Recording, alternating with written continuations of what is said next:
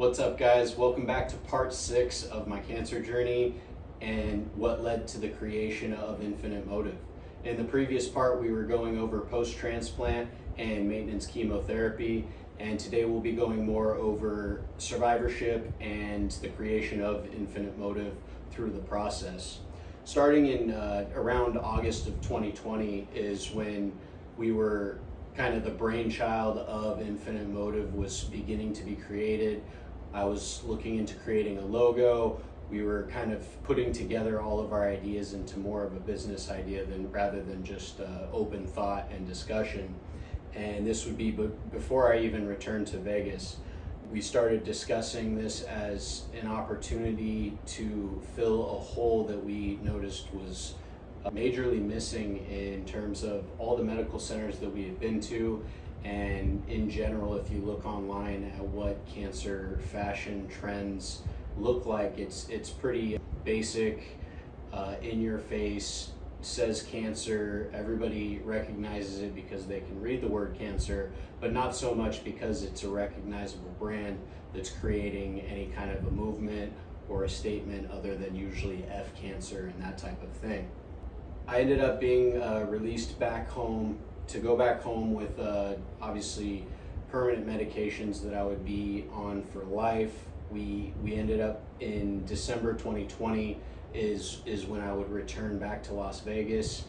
This was, as much as it's a happy feeling to go back home and kind of finish out my stay in Houston and at MD Anderson, I had mixed feelings. There's obviously still the worries and concerns of a possible relapse always in the back of your mind, and it doesn't end there in terms of all the doctor's appointments, all the testing. Everything's still going to continue to happen. It's just now you get to be back home and experience it at a local place rather than being out in a state that you had never lived in before. So like I said, in December 2020 I returned. I would say the number one problem I was facing was extreme fatigue.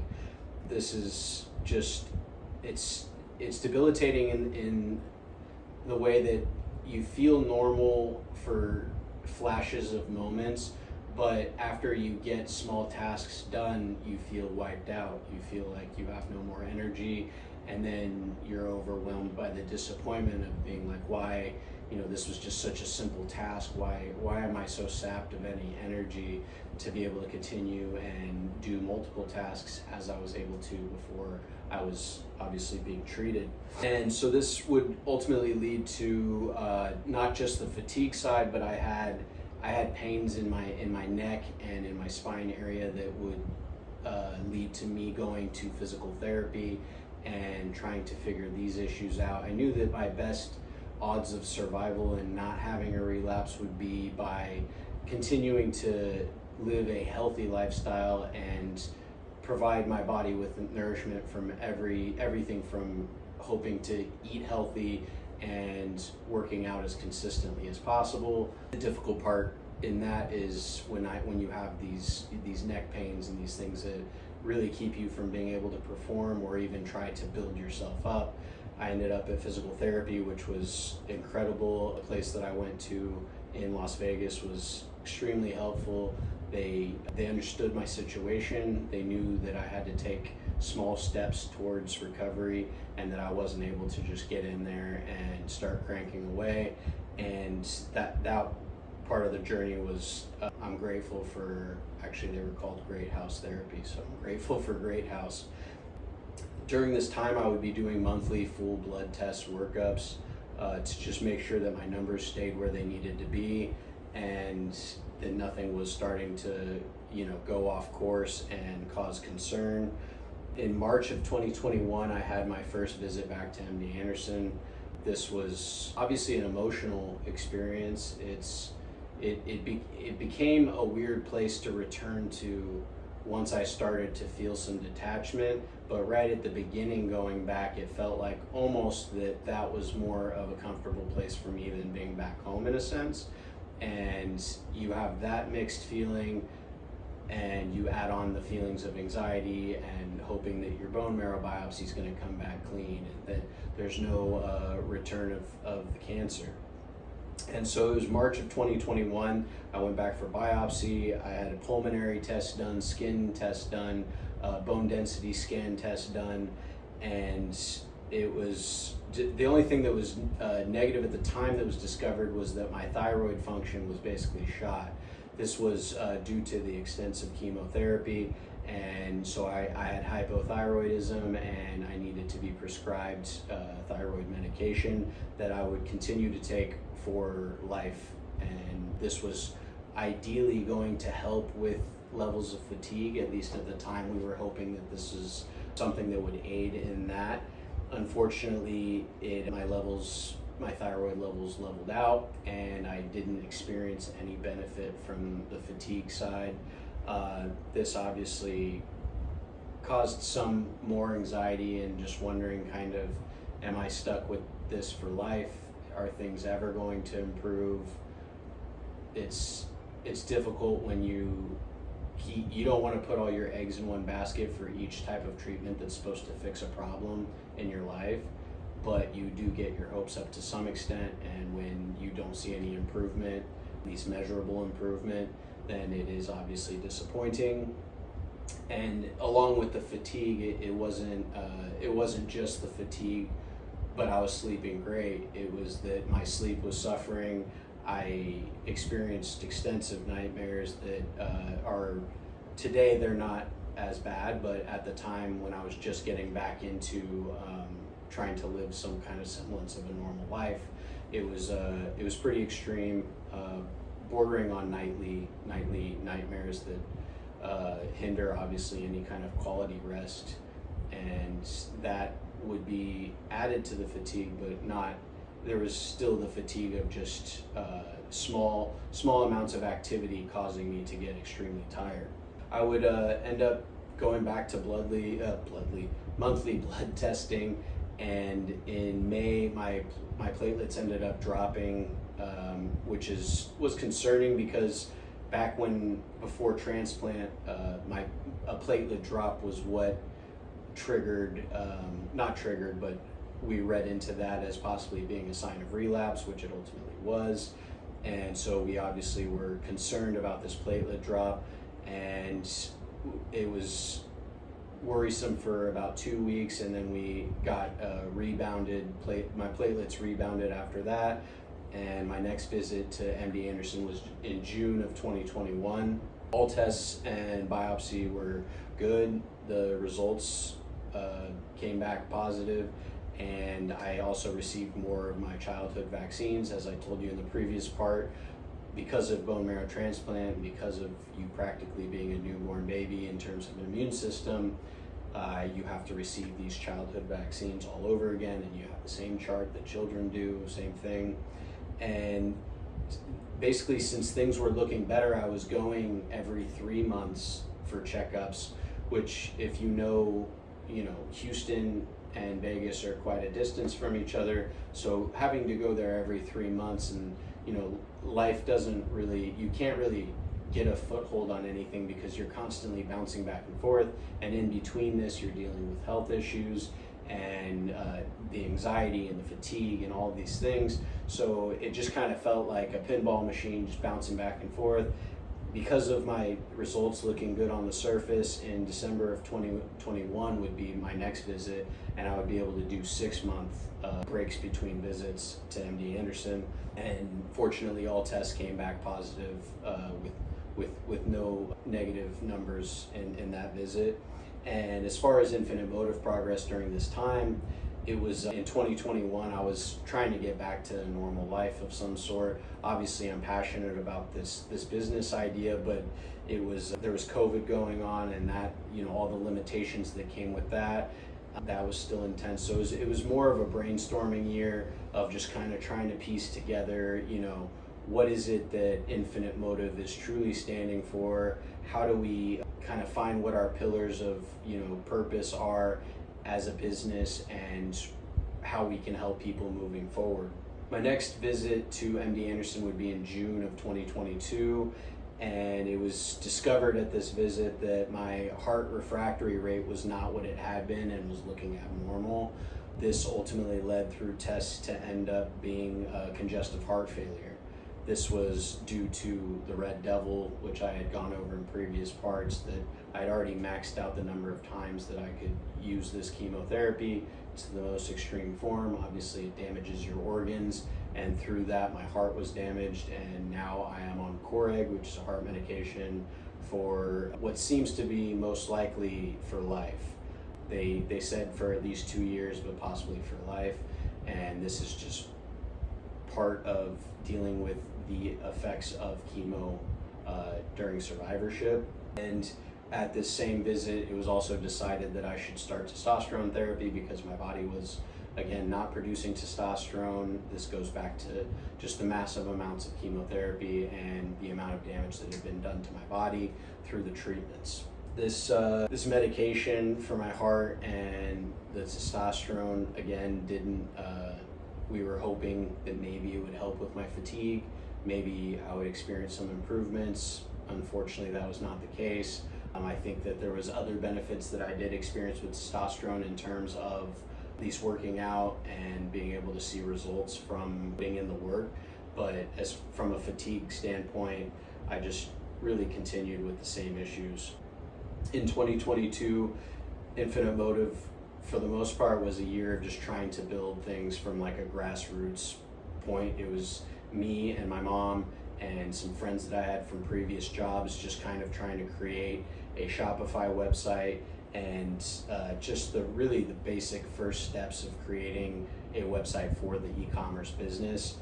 And this was still pretty limited and choppy just because of the frequent visits to MD Anderson, and it wasn't just those trips, it was I'm still doing all these tests at a local level as well. Anytime there's any kind of concern, you're going and getting tested, local doctor appointments and all of that. But so after this point, I was given even more leeway in between visits to MD Anderson because of there being, my chimerism, which is the percentage of my cells versus my sister's donor cells, stayed at 100% her cells. So they decided to stretch it out as yearly visits at that point, which was great, again, just for being able to establish a little bit more day-to-day consistency in your life instead of just constantly moving back and forth.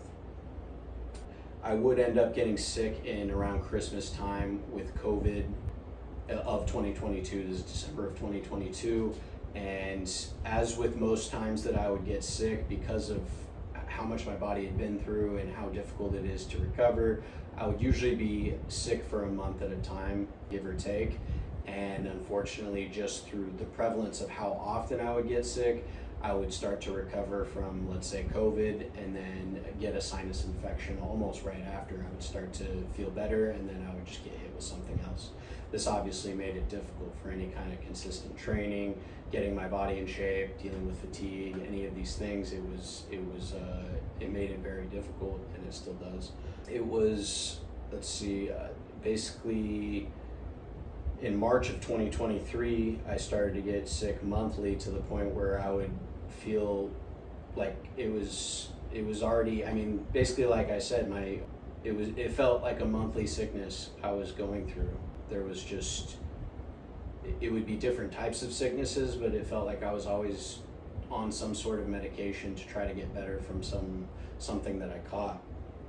It got to the point where my platelets started to dip, but they would fluctuate, so they did normalize again. But during this time period, I would end up with having these dizzy spells that started at the gym, but ended up being consistent day to day. If I got up too fast, it would, the things would spin, and it felt abnormal.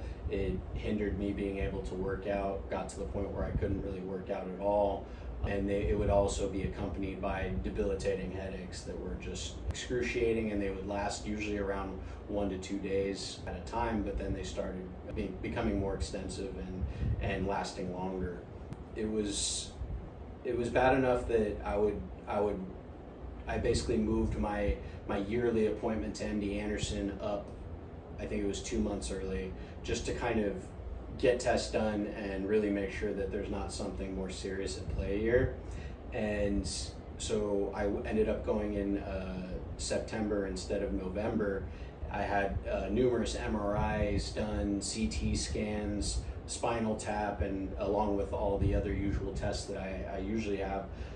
Everything came back cancer-free, and the most we found out is I did have Epstein-Barr virus, which is known as mono. Of course, this was paired with a severe sinus infection. The thing with mono, I'm sure you guys have seen all different kinds of cases of mono, from it being a couple weeks to many months. There's varying cases. It's possible that this was just an extreme case of mono, and I was obviously already, after post-treatment, just kind of weakened from all of that, and then the mono maybe hit me harder paired with the sinus infection.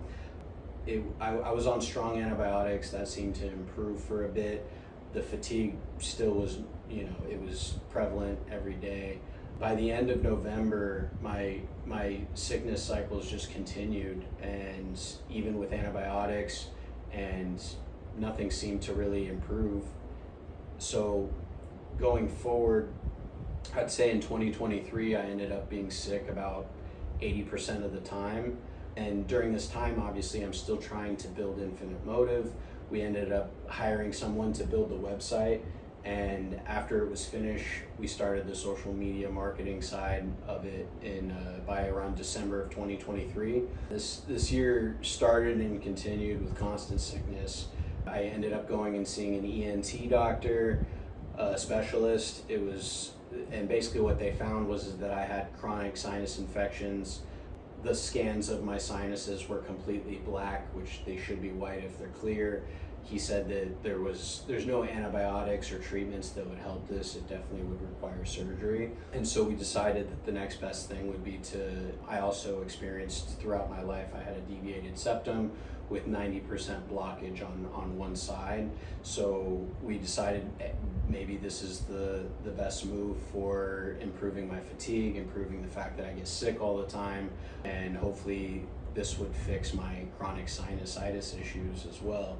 The surgery, I'll list out everything that they did. I apologize for not saying all of them right. They're kind of weird terms, but the first one is bilateral maxillary antrostomy. Bilateral maxillary antrostomy. This procedure involves opening the maxillary sinuses located in the cheek area to improve the drainage and treat chronic sinus infections. 2 would be bilateral total ethmoidectomy. This is the removal of the ethmoid sinuses, which are a group of small sinuses between the nose and the eyes. It's usually done to treat chronic sinusitis. 3 would be bilateral sphenoidotomy. This procedure involves opening the sphenoid sinuses, which are located deeper in the skull behind the nose, to help with drainage and infection. I think second to last one. Number 4 is bilateral sphenoidotomy with removal of tissue from sinus. This is just a more extensive version of the one I just read. And then septoplasty, like I told you guys, would be fixing the divide in my nose of that cartilage and straightening that out. And the last one is bilateral inferior turbinate reduction. This procedure reduces the size of the inferior turbinates, which are structures inside the nose that can become swollen and block airflow. The surgery I just had was in mid-May of this year, and I'm still recovering. I am hoping that this long-term will yield great benefits. At the moment, I deal with pretty severe sinus and tension headaches. I'm on round-the-clock Advil, which is not ideal, but I have to do it to just kind of control the pain. We're hoping that over time this will continue to improve, my breathing will improve, and ultimately it'll help my fatigue improve as well. This is just all things that happen as part of survivorship. Again, just because you went through something so extreme on the cancer side of things doesn't mean everything else stops. There's always the possibility of complications, and I am somebody that decided to take extreme control of my health and really try to focus on it as part of my healing process and coming back from it. And I still have a laundry list of things that I've gone through despite all of that work that I've put in.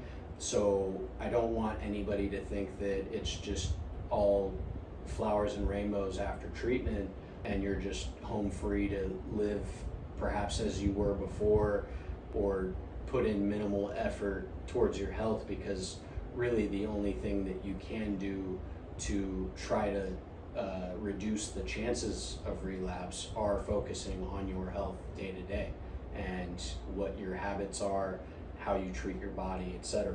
I wanted to get my story out there just in hopes that this would make others feel more comfortable in sharing their story. I know that when I was going through treatment, if I knew that somebody was coming out with part by part detailed experience of what they're going through, especially if it happened to be the same, either acute myeloid leukemia or some sort of blood cancer that would parallel what I'm going through, it would have been the most helpful thing I could possibly discover. And I know, especially for my mom as a caretaker, it would have done wonders for her as well. I think that getting these stories out of not just having it swimming around in our head, but getting it out there, it helps me for sure, and I hope it helps others as well. Hopefully sharing these stories will make other people feel inspired to share theirs as well. My YouTube series is going to be how to cope with cancer. It's going to be multi-part, where I break down everything from practical and physical to insurance and financial aspects of coping with cancer, and also the mental work, which I think is one of the biggest parts. And I will give my best take on what you can do to power through this, and to seek positivity, and to practice giving those around you grace during hard times, and knowing that just because you're the one inflicted with this terrible thing doesn't mean that you need it to spread to everyone else. You can truly be a beacon of hope for your family, even if you're the one stricken with this disease. And so I think that this multi-part series will help in a multitude of ways, and I look forward to seeing how people interact with it. This is obviously my first time creating something like this, and it's exciting. And I think that through the creation of Infinite Motive, I want to drive home that the idea is to unite the fight against cancer. I want to spread cancer awareness. I want to make everybody feel that this is a brand that's approachable, to feel comfortable wearing these clothes and knowing that you're supporting a great cause. And I think I've mentioned it in previous parts, but 10% of our proceeds will be going to the cancer foundation of your choice, corresponding to your purchase. So if you purchase a kidney cancer shirt, then the corresponding kidney cancer charity is where the 10% of net proceeds will go.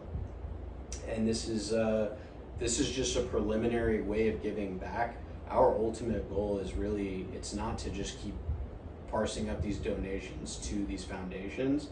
The ultimate goal is to be able to collect 10, 20,000, even 100,000, to be able to donate to a specific family in need for this, somebody that's going through a truly horrific time, and be able to absolutely change their lives. And I know from experience how impactful something like this could be. I know that the smallest contributions or the smallest bit of help can completely change your mindset. And I witnessed it with my mom as a caretaker. I could see how she would be feeling emotionally, how down she would be, and the smallest positive experience with somebody at MD Anderson, whether it be the barista, somebody walking the halls that helps her out with something, anything, it can't be said enough how much that kind of help can change somebody. And I know that once we get to the point where we can really gather these contributions on a massive level, we can change the lives of families. And I think that before we get to that point, the biggest part for us is that we need people to subscribe to the YouTube channel. We need people to share this message. we need comments, we need likes, we need all of these things that are just part of how social media virality works. And it's weird for me because I'm not an influencer, and I never intended to be one. I never thought I would have to play a major role in the social media side of things, but that's the name of the game today. And if we're going to unite the fight against cancer, and we're going to build Infinite Motive into a household name, then we need your guys' help in interacting. It's not just purchasing shirts, it's allowing from a social media side of things for this brand to start growing in its following and in its recognition. And with that, I think that closes out my cancer journey. From here on out, it'll be a How to Cope with Cancer series. And I appreciate you guys taking the time to watch it. It's been humbling for me to really dissect everything that I've been through and to pour it all out to the public. And so like I said, if you guys could like, comment, share, subscribe to infinitemotive.com is the website. Infinite Motive Official is the YouTube. And I'll see you guys on the other side. Thank you so much.